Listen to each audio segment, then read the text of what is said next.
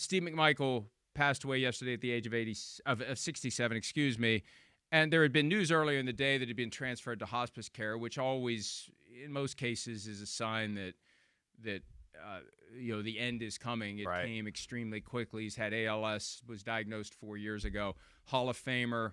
Great story. And just they called him Mongo after the character played by Alex Karras in Blazing Saddles. The Patriots drafted him in round 3 in 1980, and they basically decided he was a little too kooky for their liking after 1 year and cut him. Right. And so he goes to the Bears, and he's with the Bears from 81 through 93, two-time All-Pro, two-time Pro Bowler, one of the key pieces of the 85 Bears defense, and just a gregarious and lovable figure.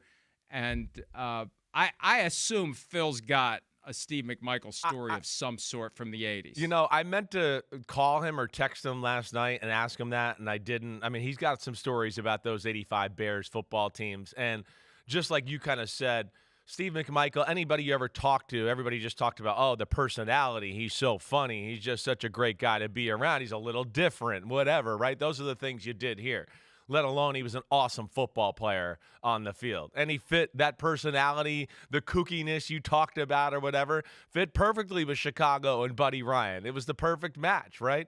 And then the rest of the group around him, they were all crazed and loved football too. So, I'll see if Big Phil, he's hopefully watching the show. Maybe he'll text one in and I'll give a story here by the end of the day. But sad to see him go. You did know it was kind of, coming to the end, certainly, if you were paying attention. But still a sad day for a legend of the game on one of the greatest defenses I've ever seen in my life, and I'll never forget them as long as I live when I was, growing up and watching those 85 Bears. 191 regular season games with the Bears, Hall of Famer 2024, College Hall of Fame 2010, played at Texas. I know. He's Longhorn.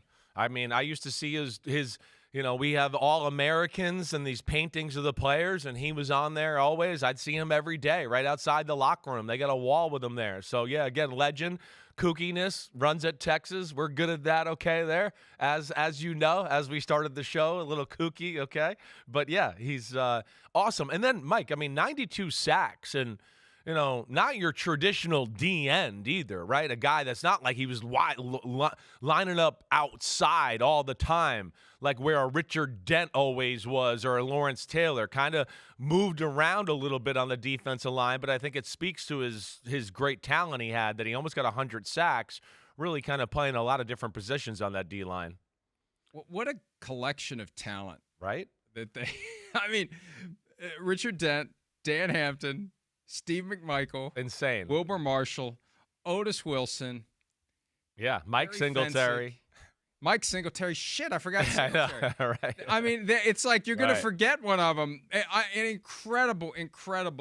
And the 46 defense was revolutionary. It created unpredictability and stress and pressure on offenses. That 85 season, it almost got to the point where it wasn't fun. Yeah. Because like somewhere around Halloween, it's like, just give them the damn trophy. If you want to crown them, then crown their ass. Yeah. That was the year that would have been far more appropriate for the Chicago Bears, 1985, because it just felt inevitable. 2 shutouts on the way to Super Bowl 20. You were kind of just like, man, if they have to play Miami Dolphins again, what would happen, right? That was the thing. It was like they seemed to have the formula that stressed them out, and they could move the ball a little bit. And, of course, Dan Marino and Mark Clayton and the what's the other guy's name? Duper. Yeah, sorry, the Duper.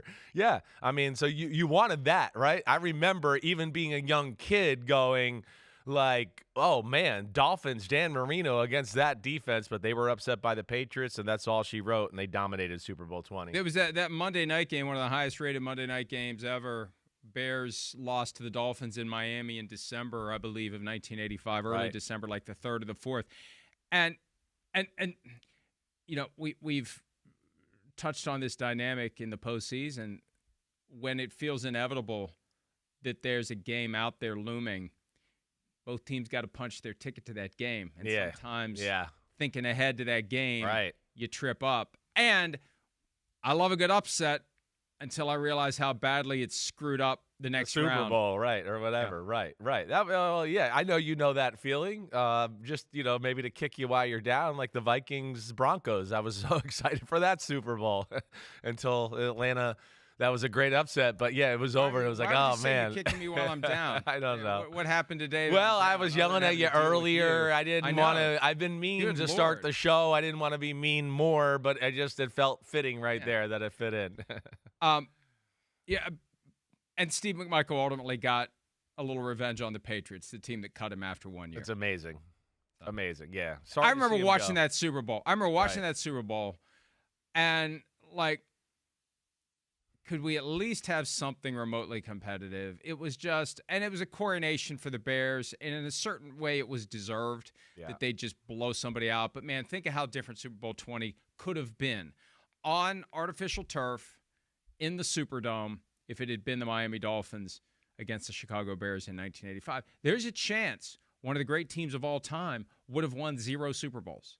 There's a chance. Right, yeah. The Dolphins had made it. Yeah. But they did it, and 15-1, and did it in a way that, like you said, we hadn't seen a team really dominate that way, and it kind of felt like, they were on another level compared to the rest of the league. It's like they took the mantle or the trophy from the 49ers the year before. They lost to them in the playoffs, who were also 15-1 in 1984. They realized they had to go to the next level.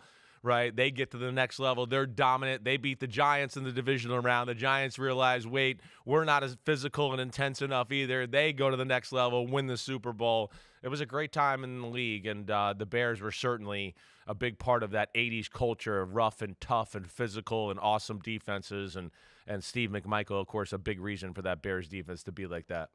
Hi, it's Mike Florio. Thanks for watching PFT on YouTube. Hit subscribe for the latest news and analysis from Pro Football Talk.